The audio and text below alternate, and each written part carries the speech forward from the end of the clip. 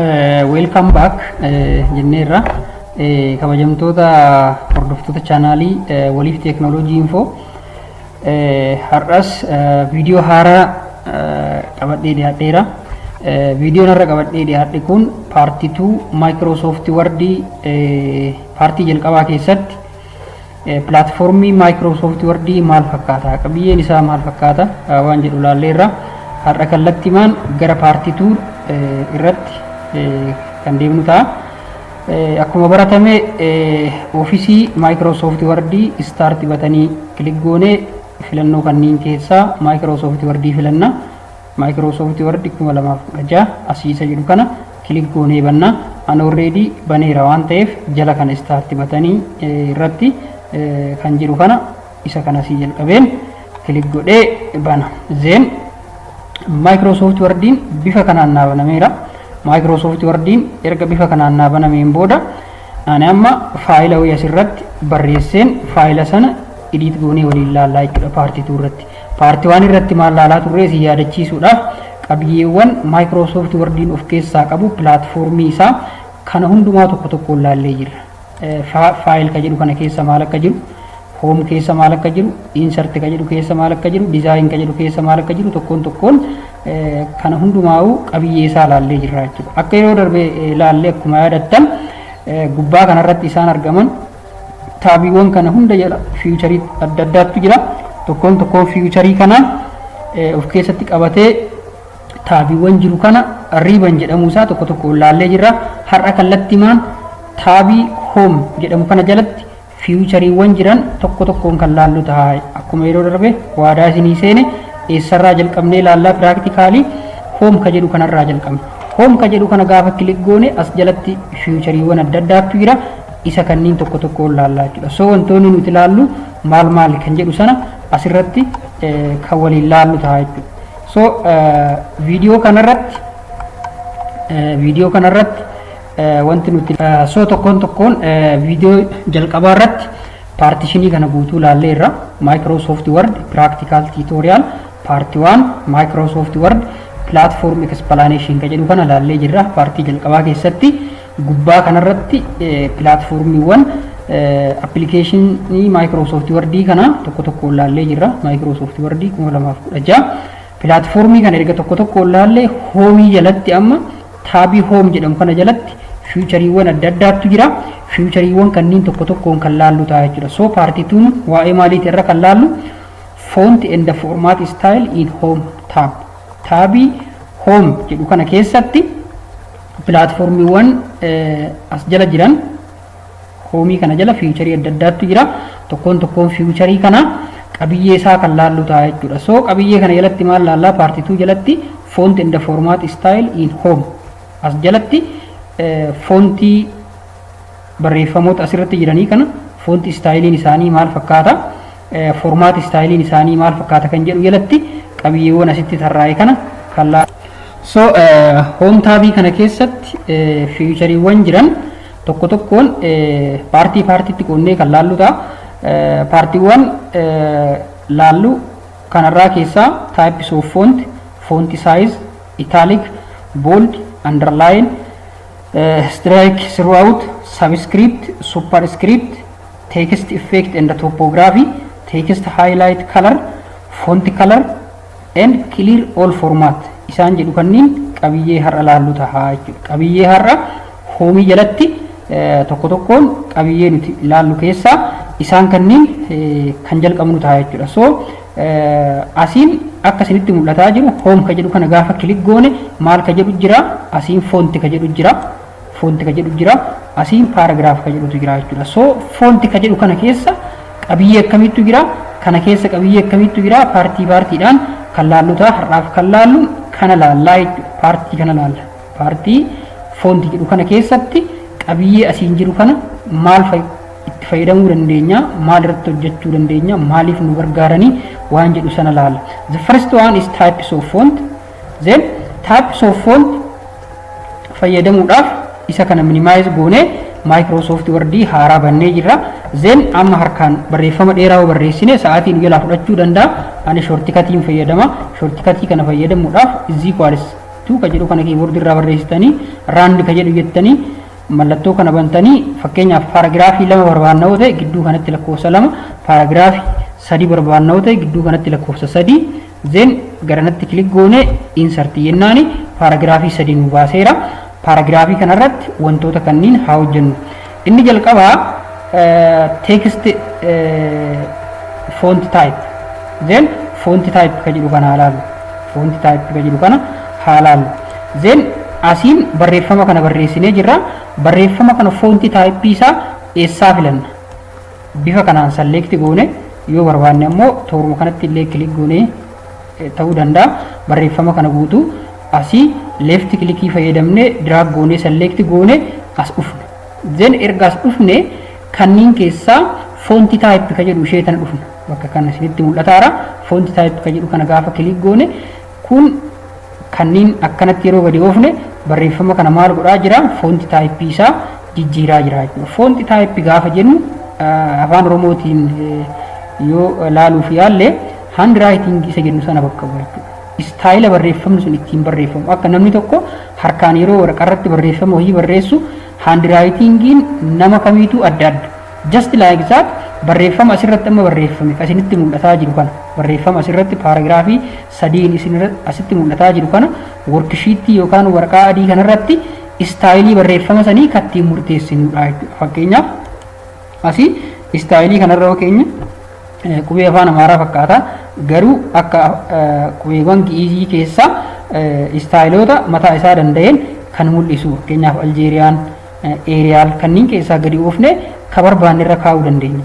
Kanniin keessaa ka barbaanne irra kaa'uu dandeenya. Isa kanaan maal jennaani foonti type jenneeni kan waamnu ta'a garuu kan ajajamne irratti formaat gochuu dandeenya jechuudha. Isa kanniin keessaa kan barbaanne kan ajajamne irratti yookaan kan nutti miidhage ka barbaannu irratti adjust goonee bifa kanaan barreeffama barreessine tokko jijjiiruu dandeenya jechuudha. So isa kanaan maal jennaani font type jenneeni kan yaamnu jechuudha. So yeroo baay'ee garuu font type nuti fayyadamnu Times New Roman ka jedhu kana fayyadamna.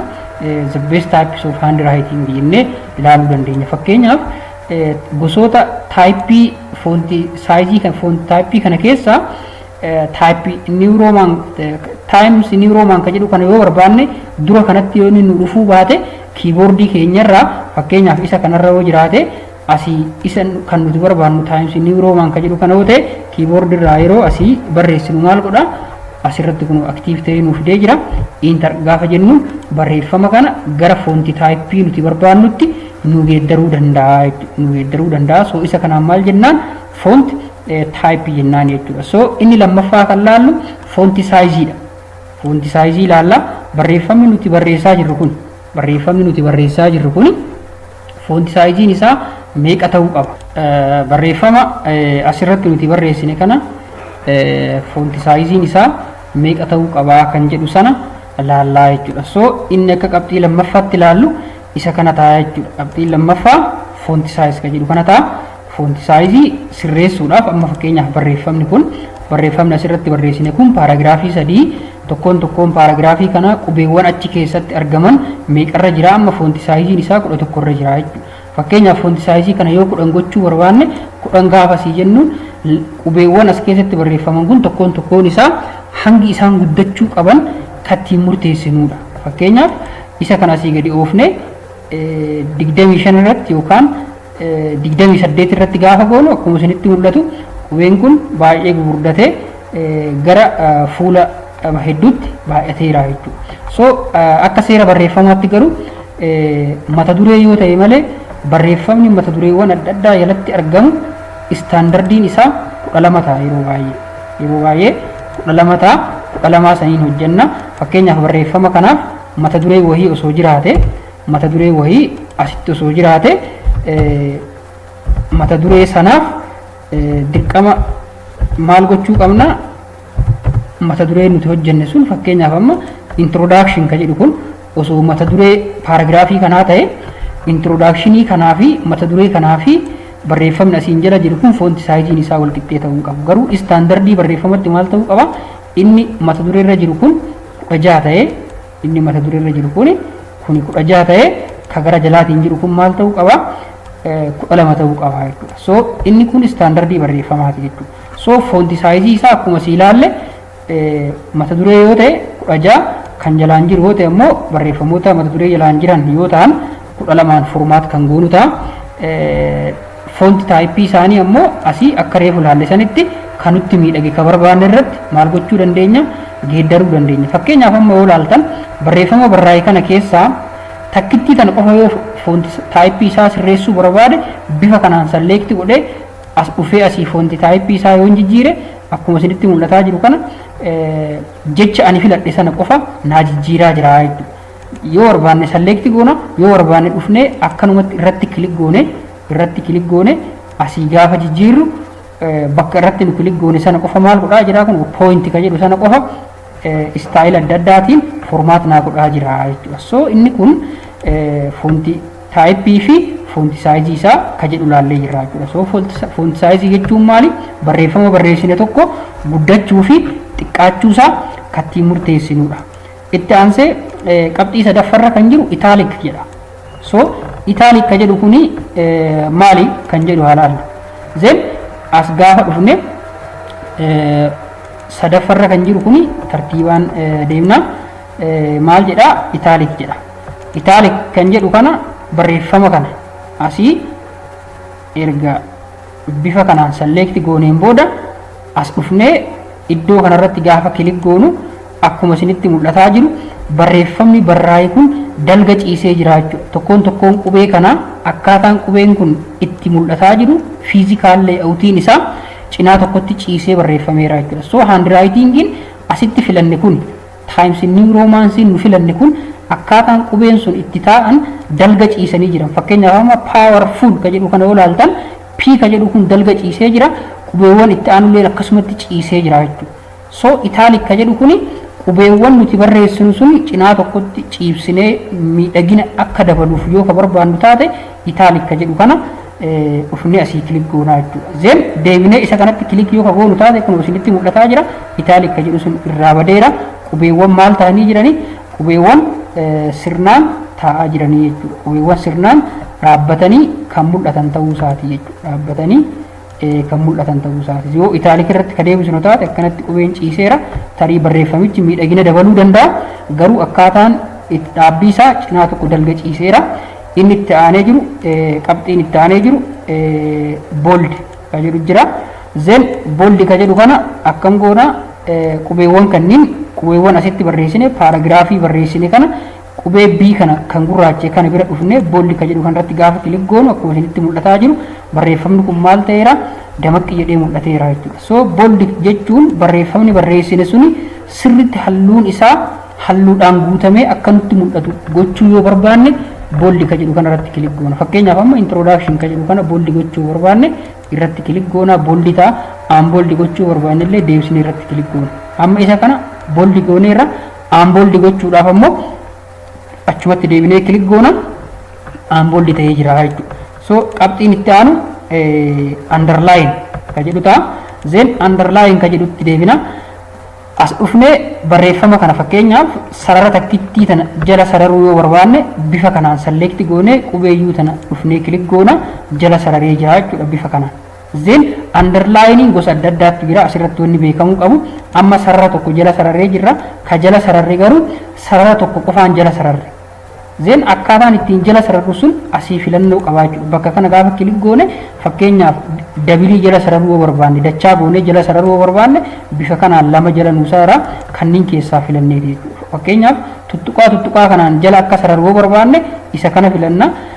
Tuttuqaan kun kan xiqqoo addaan fagaatee fi kan gurraache ta'uu yoo barbaanne isa kana filanna.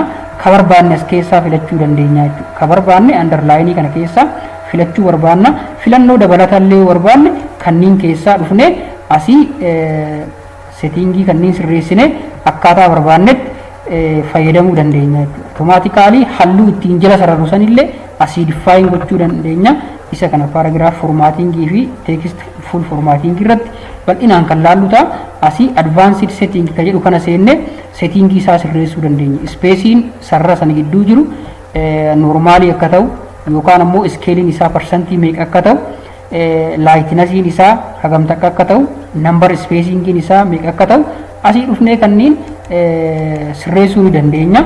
Almost ammaaf underline kan jedhu kana qofaan leekcharii kanarratti kan ilaalaa jirru waan ta'eef underlining as dhuftanii iddoo kanaa sirreessuun ni danda'ama jechuudha. Abbaa sarara tokkootiin, abbaa sarara lamaatiin kan sirriitti gurraacha'een, addaan cicciteen kanneen keessaa ka barbaannu filannee bifa kanaan underline gochuu dandeenya.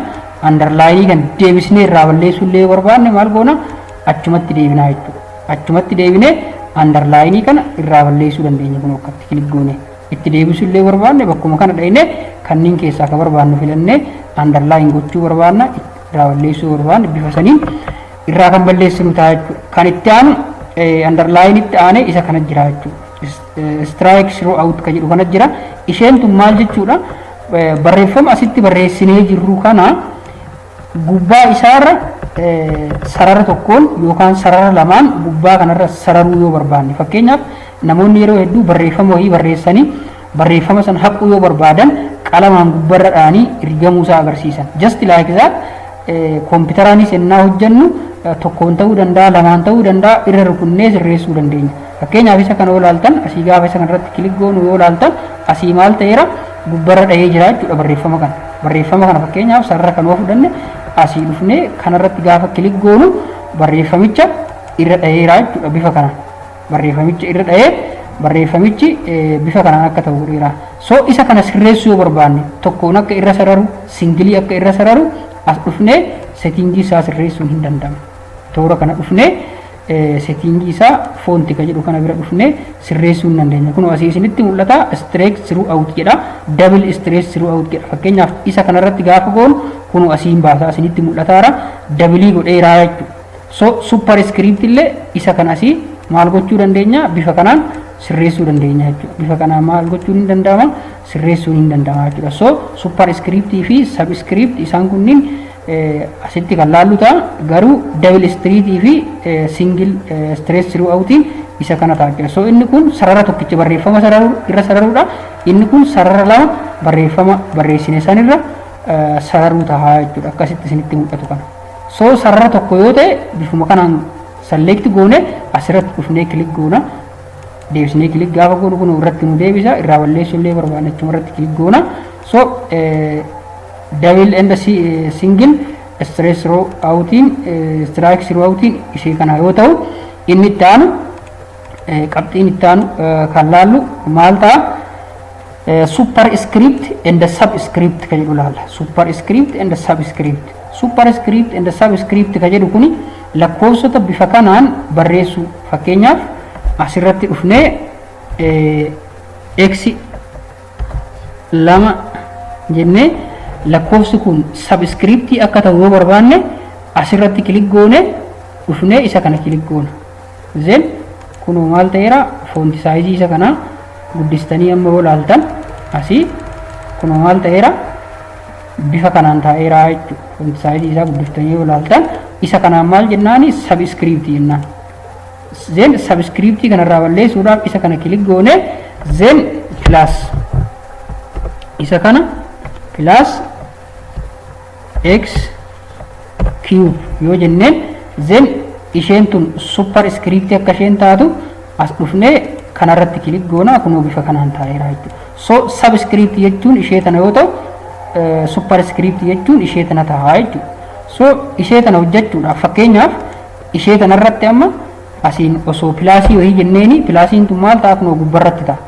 So pilaasiin tun deebitee normaalii qixa lakkoofsa x jiru kanaa fi lakkoofsa kanaan qixa kanaan isheen akka barreeffamtuu barbaanne asirratti kilik goone deebisnee ishee tanarratti kilik goona normaalii pilaas gaafa jennuun pilaasiin sarara silaa irratti barreeffamuu qabdu irratti deebitee kan barreessitu ta'a jechuudha. So inni kun subscript and superscript jennee kan laalle sana ta'a jechuudha. So text effect and topography text effect and topography kan jedhu kana kan laallu ta'a jechuudha. So itti aansee text effect jechuun ishee tana barreeffama kana yoo laaltan barreeffama kana select goone asii text effect kan jedhu kana gaafa dhufnu barreeffamni nuti barreessine kun kalarii akkamiitiin yookaan halluu akkamiitiin akka inni display ta'uu qabu kan nu agarsiisu jechuudha. Fakkeenyaaf asii dhufne kana halluu barbaadametti akka barbaannetti yoo feene booldi goone yoo feene kana goone kan sirreessinu ta'a jechuudha. So as jalatti outlaayiniiwwan adda addaatu jira, shaadotu jira, riifleektiitu jira, giriiwitu jira, noormaal istaayiliitu jira, kan adda addaatu jira. Isa kanneen as keessaa dhufne bifa kanaan filachuu dandeenya kan barbaanne irratti. Kanas haa ta'u sana garuu text effect isheen jennu tuni isheen asiin amma laalaa jirtu tuni text effect and topography jedhu kun maal jechuu barbaadameeti barreeffama barreessine kana as dhufnee halluu barreeffama sana kanuu toletti kattiin murteessinu jechuudha. Kanuu toletti kattiin murteessinu sana maal jennaani text effect jennaan. Amma barreeffama kana yoo laaltan akka kareefutti mul'ataan jiru damzazzi jedhee jira jechuudha. So booldi irratti gaafa deebisnu uyyuu akka ka jalqabaa kan normaalii sanatti nu mul'ataan jiru. So outlaayinii isaa as dhufnee halluu kanneen ka barbaannetti geeddaruu dandeenya. Kun akkasii isinitti mul'ataa jiru. Kana halluu barbaannetti geeddaruu dandeenya jechuudha. So itti aansee qabxiin jiru maali?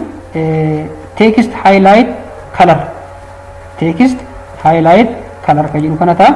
So inni kun ishee tana text highlight coloriin ishee tana irratti kilik goone asii textii kana fakkeenyaaf asii keyboard ka jedhu kana jira yoo ta'e keyboard kana piik ittiin goone mallattoo ittiin godhan iriitti gochaa jira yoo ta'e fakkeenyaaf barreeffamni kun bakka dogoggora qabu yookaan bakka sirratuu qabu wayii maal goona akkanatti haayilaaytii kana tuqnaan haayilaaytii kana akkanatti tuqnaan deebisne fakkeenyaaf kanneen ka iriitti gochuu barbaannu yookaan ka dogoggora wayii qabu yoo ta'e dhufne haayilaayit goona akkanatti ni tuqnaan jechuudha. Barreeffama kana finnee irratti kilik goone tokkoon isaa bakka iriitti gochuu barbaannu sana bifa kanaan maal goona select goonaa jechuudha. Bifa kanaan select goone ishee tan achitti deebisne dhufnee egasii gaafa kilik goonu bira tarree barreeffamni kun osoo fuula 130 qabaate tokkoon isaa bakka dogoggoraa sana maal goona bifa kanaan piik goone maark app itti goone jechuudha. Fakkeenyaaf namoonni riisarchiiwwan adda addaa yeroo hojjetan barattoonni yuunivarsiitii adda addaa kolleejjii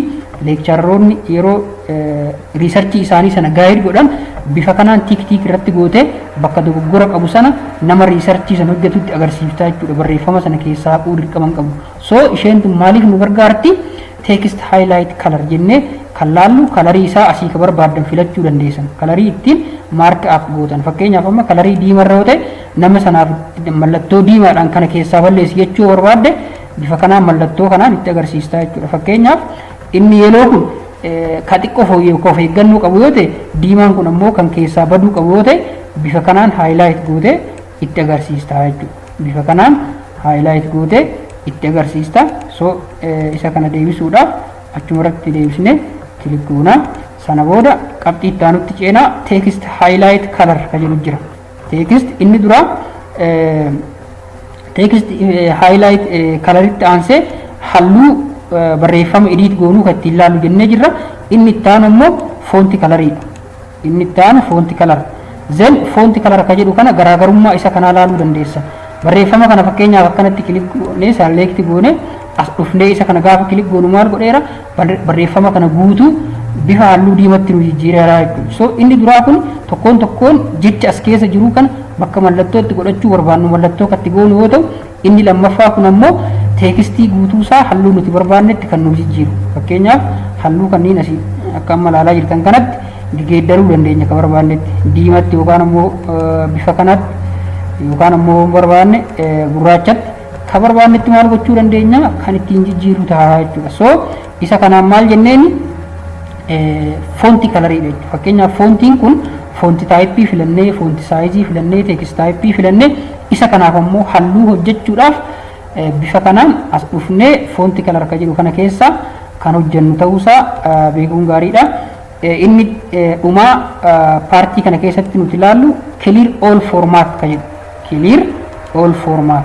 So clear all format jettu tuni as dhufnee iddoo kanarratti amma gaafa kilik goonu formaatii dura nuti hojjenne san maal godheera clear godhee sirreesseera. Sana jechuun asii formaatii nuti filannee jira. Formaatii nu filannee times new roman filannee turre foonti saayizii sirreessinee jira. Waan nu sirreessine sana hundumaayyuu clear naa godhu gaafa jedheeni kilik godhu clear naa godhee jira jechuudha. Clear naa godhee gara duratti deebiseera. So isaan kunniin asiin jiran kunniin kanaan tokkuma waan ta'eef ilaaluu dhiisne. Fakkeenyaaf lakkoofsa asii lakkoofsa kana fayyadamnee fonti size inni guddisnaa ni xiqqeessina yookaan asuma fakkeenyaaf kana kilik goone isa kana kilik goone asii guddisuu dandeenya deebinee kanaan xiqqeessuu dandeenya yookaan ammoo kanaan asiin guddisuu fi xiqqeessuu dandeenya. So qubeewwan asiin jiran kanaa fi filannoon asiin jiru kun tokkuma waan ta'eef isa kana saniif hin bira tare.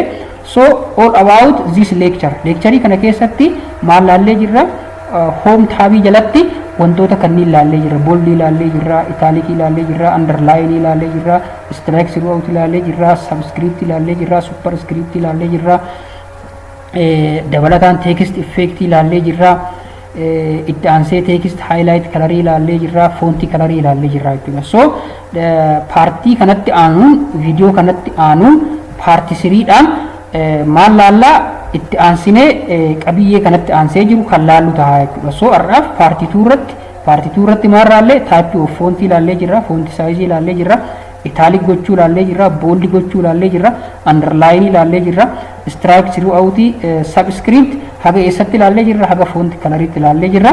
Paartii itti aanu keessatti paragraph formatting style jedhu jalatti qabiyyeewwan asitti isin irratti mul'ataa jiru kana tokko tokkoon kan laallu ta'a. So agasiifuu nagaan turaa jecha chaanaalii keenya waliif teeknooloojii info yeroo kamiyyuu chaanaalii barnoota tiitoriiwwan waa'ee teeknooloojiitiin wal qabatu tiyoorii fi piraaktisii yeroo yeroodhaan sappilaay kan isin godhu waan ta'eef sabskiraayib laayik sheer godhaa. Viidiyoo yeroo yeroon gadi dhiisnu akka isin bira ga'u mallattoon bilbilaa suni isin biratti gurraachee jira yoo ta'e kilik godhaa. Sababni isaa yeroo viidiyoo gadhiisnu yeroo hundumaayyuu isin bira ga'u odeeffannoo waan ta'eef chaaw baay baay.